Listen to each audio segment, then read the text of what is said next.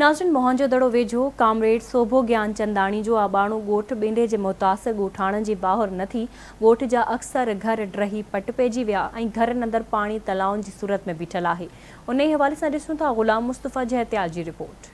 मोहनजोदड़ो भरिसां अज़ीम कामरेड सोभे ज्ञान चंदाणी जे ॻोठ बिंडीअ जे बरसात मुतासिर जी बि वाहर न थी सघी आहे। जॾहिं त ॿोॾ मुतासिर माण्हुनि खे न टेंट मिली सघिया न ई वरी राशन मिली सघियो आहे। जॾहिं त ॻोठ बिंडीअ में स्कूल में क़ाइमु कयल कैंप में वेठल वॾे अंग में बरसात मुतासिर जी का हिनमहिल ताईं का वाहर न थी सघी आहे। जॾहिं त एशिया जे मशहूरु ॾाहे कामरेड सोभे ज्ञान चंदाणी जे नाव सां क़ाइमु कयल यादगार जी नई ठहंदड़ इमारत त मुकमल तौर पाणीअ जे लिपेट में आहे, पर मिसकीन ॻोठाणनि जा फसल पिणु बरसात जे बीठल पाणीअ में लुड़ी विया आहिनि। न रुगो एतिरो पर ॻोठ जे केतिरनि मिसकीन माण्हुनि जा अझा पिणु किरी पट पइजी विया आहिनि, जिन में लोक अदब तंज़ीम सलाह जे अॻवान नाम्यारे आलिम अदीब ऐं मुहक़क़ आजिज़ रहमतुल्लाह लाशारीअ जे ॿाहिरनि सोटनि चाचनि मामनि ऐं मासातनि जो वसंदड़ वेड़ो घर ऐं कोट किरण सबबि मुकमल तौर वीरान थी विया आहिनि। पर कुदरत तरफ़ां वसंदड़ उन अणमुदाइत ऐं लगातार मींहं सबबि कचा घरड़ा किरण खां पोइ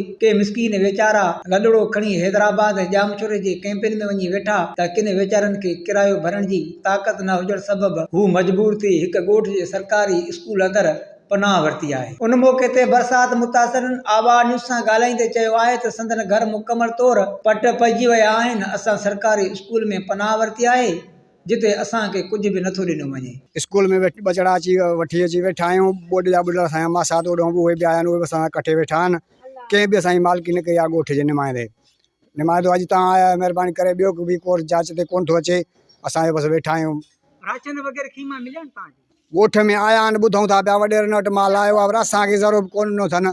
कंहिं बि मदद न कई आहे, न कंहिं साल लधी आहे अची बचड़ा वठी स्कूल में पनाह वरिती आहे, न राशन न वग़ैरह कुझु बि न।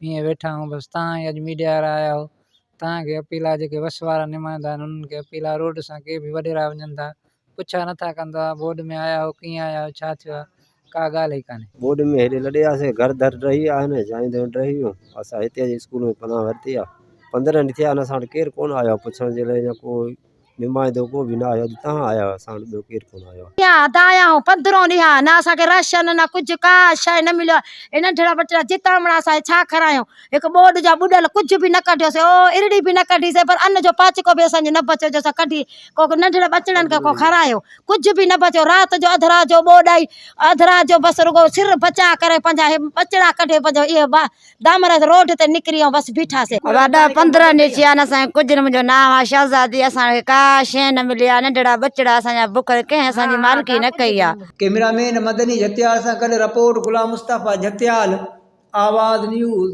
मोहनजोदड़ो।